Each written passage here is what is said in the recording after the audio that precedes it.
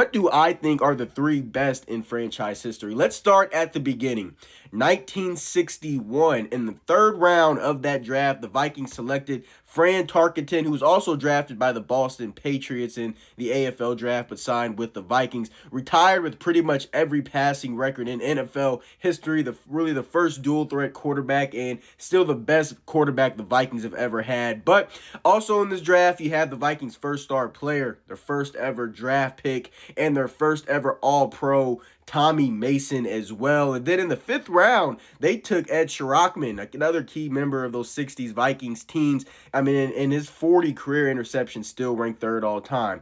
And then 2015, a more modern draft class. You're not getting the Minneapolis Miracle if the Vikings don't take Stephon Diggs with the 146th overall pick in the fifth round, I believe. Danielle Hunter, in my opinion, has always been underrated, even when he was with the Vikings, and he is still the youngest and fastest player to reach 50 sacks. He was taken in the third round. And then Eric Kendricks is still one of my favorite Vikings players. Second round pick in 2015, and his 2019 season is still awesome as well. And then their first round pick, Trey Wayne, started 53 regular season games in Mike Zimmer's defense when they were at their peak from 2015 and 2019. Slick Rick Cook there, and this draft is number 2 in my opinion. But at number 1, I believe that you don't get 3 Super Bowl appearances and a dominant run in the NFC Central from 1968 to 1980 without what this team accomplished in the 1967 NFL Draft. First of all,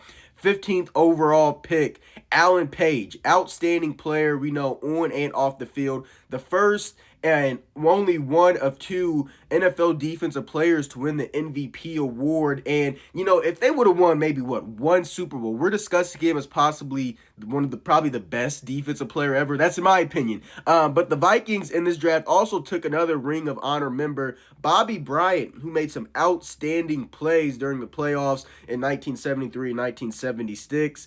Still ranked second all time in interceptions in franchise history. And is he probably the greatest cornerback in Vikings history?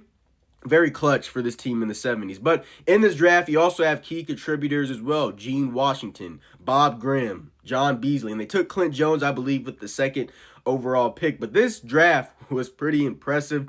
And it's really the 67 and 2015 drafts that were really, I think, the top 2 drafts in Vikings history. So it is draft day. Again, hopefully this 2026 draft class ends up being the best in Vikings history. But that's who I think these 3 draft classes, 61, 15, and 61, are the best in franchise history.